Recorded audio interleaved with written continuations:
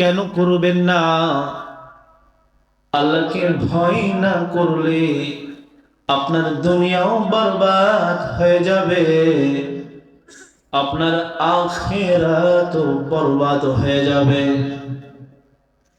পৃথিবীর মানুষ যত কাজই করুক না কেন, ওই কাজের ভিতরে মানুষের দুইটা পদ্ধতি আছে। হয়তো মানুষ ওই কাজটা আল্লাহর সন্তুষ্টির জন্য করবে, নইলে মানুষ এই কাজটা দুনিয়ার লাভের জন্য করবে। কিন্তু আল্লাহকে ভয় যদি না করি, তাহলে ওই মানুষটা অপরাধ ছোট না বড় ওইটা কখনো বিবেচনা করবে না। ওই মানুষটা কখনো আমার এই আমলের দ্বারা আরেকজনের ক্ষতি হইতেছে না, উপকার হইতেছে, এইটা বিবেচনা করবে না। মনে রাখবেন, আল্লাহকে ভয় করে যদি কোনো মানুষ কোনো আমল করে, তখন ওই মানুষটা প্রকৃত মুমিন বলে আল্লাহর দরবারে পছন্দনীয় হয়ে যায়। মানুষ যখন যে কোনো কাজের ক্ষেত্রে আল্লাহকে ভয় করে কাজ করবে, তখন ওই মানুষের কাজটা দুনিয়ার মানুষের চোখেও অন্যায় মনে হবে না। ওই মানুষের কথাটা যদি আল্লাহকে ভয় করে মানুষ কথা বলে, তাহলে মানুষের এই কথাটা দুনিয়ার মানুষের কাছে কোনো অন্যায় কথা বলে মনে হবে না। কেননা আল্লাহকে ভয় করে কথা বলা, এটা তো মুমিনের একটি গুণ। মুমিন হতে হবে, মুশরিক হওয়া যাবে না। আল্লাহ তাআলা রব্বুল আলামিন এজন্যই কোরআনুল কারীমের ভিতরে দুনিয়ার সমস্ত নারী এবং পুরুষকে বড় ভালোবেসে মহব্বত করে আমাদেরকে আল্লাহ ডাক দিয়েছেন, ইয়া আইয়ুহাল্লাযীনা আমানু। ঈমান আনতে হবে কার উপরে? আল্লাহ বলেন, তোমরা যারা আমার উপরে ঈমান এনেছো, আমাকে তোমরা যারা রব বলে মেনে নিয়েছো, তোমাদেরকে আমি একটা সুন্দর কথা বলতে চাই। কথাটা হলো ইত্তাকুল্লাহ, ভয় করতে হবে কাকে? আল্লাহ বলেন, আমাকে তোমরা ভয় করে তারপরে তোমাদের কাজগুলা সম্পন্ন করবে। তোমার কাজটা ভালো না মন্দ, এটা তোমার ভিতরে একটা কলব দিয়েছি। প্রত্যেকটা মানুষের দেহের ভিতরে অসংখ্য অগণিত অঙ্গ প্রত্যঙ্গ আছে। চোখ ছাড়া একটা মানুষ অসম্পূর্ণ। যার চোখ নাই ওই মানুষটা সম্পূর্ণ মানুষ না। কেমন সম্পূর্ণ মানুষ না? যে সুস্থ আছে তাকে যখন ডাকে, তার পরিচয় যখন কেউ কারোর কাছে দেয়, তখন বলে আব্দুল্লাহ, তখন বলে আব্দুর রহমান। আর যখন একটা পাও নষ্ট হয়ে যায়, যখন একটা চোখ নষ্ট হয়ে যায়, যখন একটা কান নষ্ট হয়ে যায়, তখন ওই লোকের পরিচয় হয়ে যায় চোখ না থাকার কারণে অন্ধ, পাও না থাকার কারণে খোড়া, হাত না থাকার কারণে ওই লোকটা একটু পরিচিত হয়ে যায় সবার কাছে। আর যদি মানুষের অঙ্গ প্রত্যঙ্গগুলো সুস্থ থাকে, তখন ওই মানুষকে কেউ খোড়া বলে ডাকে না, কানা বলে ডাকে না। কান যদি ভালো থাকে তাহলে ওই মানুষকে বয়রা বলে ডাকে না। জিহ্বা দিয়া যদি কথা বলতে পারেন তখন ওই মানুষকে কেউ বোবা বলে ডাকে না। এমনি ভাবে আল্লাহ তাআলা রব্বুল আলামিন মানুষের দেহের ভিতরে যতগুলা অঙ্গ প্রত্যঙ্গ দিয়েছে, সব অঙ্গ প্রত্যঙ্গের ভিতরে সবচেয়ে দামি অঙ্গ হচ্ছে আমাদের প্রত্যেকের বুকের ভিতরে, দেহের ভিতরে, বডির ভিতরে একটা গোস্তের টুকরা আছে। ওই গোস্তের টুকরাকে কোরআনের ভাষায় নফস বলা হয়, কোরআনের ভাষায় কলব বলা হয়। এই নফস যদি কারণ ভালো হয়ে যায়, তখন ওই মানুষটার সমস্ত কাজগুলা যিনি ভালো করে দিবেন তিনি কে?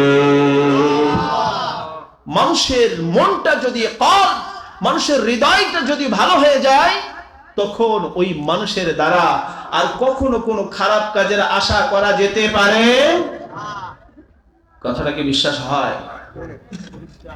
দুষ্টু লোকের মিষ্টি কথা আছে না নাই? মুখে মধুর কথা বলে, অন্তরের ভেতরে দুষ্টামি। ওই লোকের দ্বারা ক্ষতি হবে না উপকার হবে? ঠিক ওই সময় যদি কেউ আল্লাহকে ভয় করে,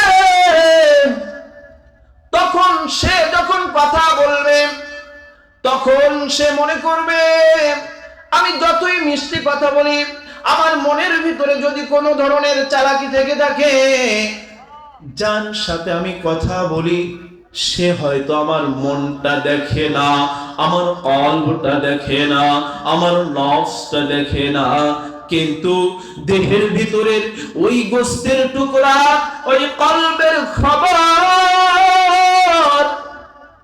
দুনিয়ার কোনো মানুষ না জানলেও যিনি জানেন তিনি কে? ওই আল্লাহকে সদা সর্বদা সব জায়গায় ভয় করার দরকার আছে না নাই? এজন্য আল্লাহ বলেন ইত্তাকুল্লাহ, ভয় করো আমাকে, হাক্কা তুকাতিহি, তবে ভয় করো ঠিক আছে, কিন্তু ভয় করার মতো ভয় করতে হবে। ভয় করার মতো ভয় করতে হবে। অনেকে আল্লাহকে ভয় করে, কিন্তু যখন একটা ব্যান্ডেল সামনে আসে তখন আল্লাহর ভয় অনেকের হৃদয় থেকে কি হয়ে যায়? দূর হয়ে যায়। তখন আল্লাহর ভয় উঠে যায়। দুনিয়ার যত বড় দামি সম্পদই আপনার আমার সামনে আসুক না কেন, যে কোনো অপরাধের কাছে আমরা আমাদের ঈমানটা বিক্রি করতে পারবো? কখনো আমরা আমাদের ঈমানটাকে কোন সম্পদের বিনিময়ে বিক্রি করতে পারবো না। কেননা আমরা মুসলমান ভয় করি কাকে? আল্লাহকে যদি কেউ ভয় করে, তাহলে ওই বান্দার দ্বারা এই জমিনে কোন ধরনের অপরাধ হওয়া সম্ভব। তার কথার দ্বারা কেউ কষ্ট পাবে না, তার কাজের দ্বারা কেউ কষ্ট পাবে না, তার হাতের দ্বারা কেউ কষ্ট পাবে না। এজন্য আজকে আমাদের কলব থেকে, হৃদয় থেকে আল্লাহর ভয় উঠে গেছে।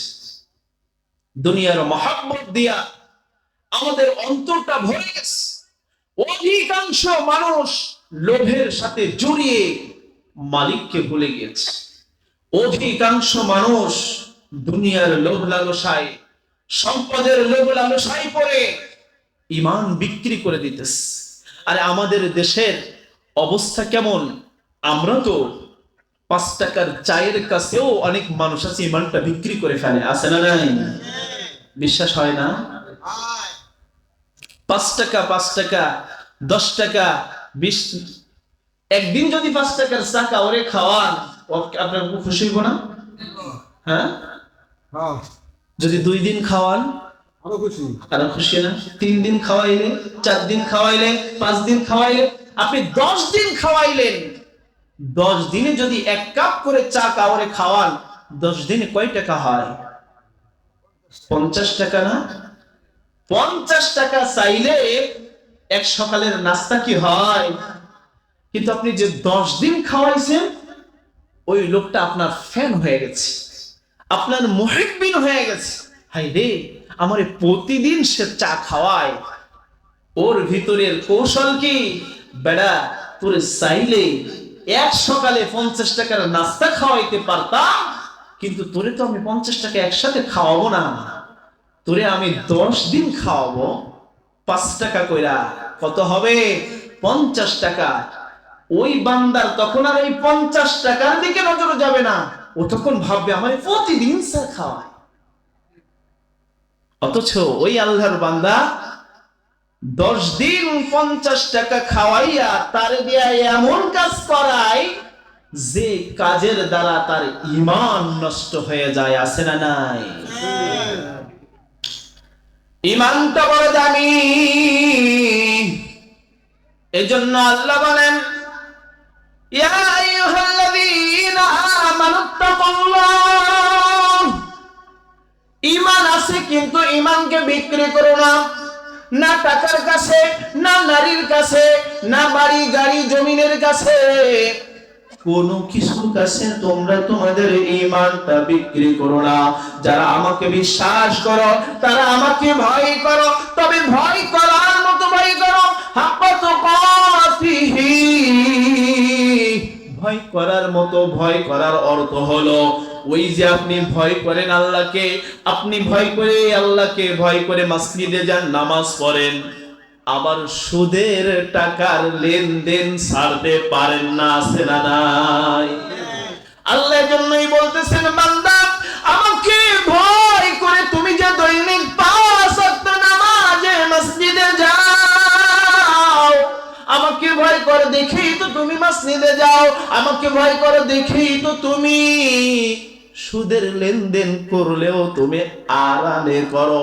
মান সম্মান যাবে, মানুষ জেনে ফেলবে, কিন্তু বান্দারে তুমি যতই লুকায় অপরাধ করো না কেন, তোমার ওই অপরাধ সারা দুনিয়ার মানুষের চোখ ফাঁকি দিতে পারে, কিন্তু আমি রব্বে কারীমের চোখ কখনো ফাঁকি দেওয়া সম্ভব। এজন্য আল্লাহ বলেন, শুধু ভয় করলে হবে না, ভয় করার মতো ভয় করতে হবে। তোমরা যারা ঈমানদার, আমাকে তোমরা যারা বড় ভালোবাসো, আমাকে তোমরা যারা মহব্বত করো, আমার প্যারা নবীকে তোমরা যারা মহব্বত করো, তোমাদের কাছে দুনিয়া এমন ভাবে আসবে, তোমরা দুনিয়াকে যতই লাথি দিবা দুনিয়া তোমাদের কাছে তত বেশি আসবে। তোমার কাছে বড় বড় টাকার ব্যান্ডেল আসবে, তোমার কাছে ইয়াতিমের জমি ফাঁকি দেওয়ার মতো সুযোগ আসবে, তোমার কাছে ইয়াতিমের আমানত আত্মসাৎ করার মতো সুযোগ আসবে। কিন্তু না না বান্দা না, সুযোগ আসলেই তুমি অপরাধ করো না। সুযোগ আসবে কিন্তু অপরাধ করতে পারবা না। যখনই মনে করবেন দুনিয়ার বড় বড় অফার আপনার কাছে আসে, তবু আপনি অপরাধ করতে পারতেছেন না, তখন মনে করবেন আপনি ভয় করেন কাকে। খুলনা শহরে এক আল্লাহর বান্দা পড়াশোনা করেছে, কৃষক বাবার এক ছেলে, পড়াশোনা করেছে আবার নামাজ রোজাও করেছে, সরকারি বড় চাকরির জন্য অফার পেয়েছে, চাকরি ওকে, সব পরীক্ষা নিরীক্ষা শেষ, শেষ পর্যায়ে অফিসার যুবককে ডাক দিয়ে বলে, যুবক তোমার পড়াশোনার মান ভালো, সার্টিফিকেটের ডিগ্রি অনেক উচ্চ, যুবক একটা কাজ করতে হবে, তাহলে আমি সিগনেচার করে তোমার উচ্চ লেভেলের আসনে বসায়া দেব। বলে, বলেন স্যার কি অফার? যুবক রে, তোমার গঠন ঠিক আছে, তোমার হাত পাও ঠিক আছে, তোমার চক্ষু ঠিক আছে, তোমার মেধা ঠিক আছে, তোমার বুদ্ধি ভালো, তোমার পড়াশোনা ভালো, তোমার সার্টিফিকেট ভালো, কিন্তু যুবক রে, তোমার যে আসনে বসাইব ওই আসনে বসতে হলে যুবক তোমার এই দাড়িটা একটু ক্লিন শেভ করতে হবে। যুবকের মনটা বড় খারাপ, কৃষক বাবার ছেলে আমি, সময় দেখছি বাবা ঈদের দিনে নতুন কাপড় কিনে নাই। বাবা পুরাতন কাপড়টা একটু সাবান দিয়ে ধুয়ে পরিষ্কার করে নিজে শরীরে লাগাইয়া আমি কলিজার টুকরা সন্তান আমাকে নতুন কাপড় পরাইছে। আমি জানি আমার বাবা কৃষক, অনেক কষ্ট করে আমাকে পড়াশোনা করাইছে। নিজে পেট ভরে খাই নাই, এক বেলার খানা আর এক বেলায় খাওয়াইছে। কত কষ্ট করে রোদে পুড়ে বৃষ্টিতে ভিজে বাবা আমার অনেক কষ্ট করে টাকা উপার্জন করছে।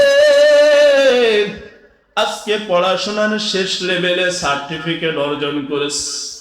আমার কোনো অপরাধ নাই, আমার অপরাধ হলো আমি আমার নবীকে ভালোবাসি। বলেন না সুবহানাল্লাহ। নবীকে ভালোবাসা দাড়িটা রেখেছি, এই কারণে আমার চাকরি বলে হবে না। যুবক বলে রিকশা চালাইব, প্রয়োজনে বাবার মতো কৃষি কাজ করব, প্রয়োজনে দুনিয়ার অন্য অন্য মানুষেরা আল্লাহর হুকুম মেনে রাসূলের আদর্শ মেনে দুনিয়ায় যে কাজগুলো করতেছে আমি ওই কাজগুলা করব, কিন্তু জীবন চলে যাবে রাসূলের সুন্নাতে ব্রেক লাগাইব না। অফিসারকে ডাক দেয়া বলেন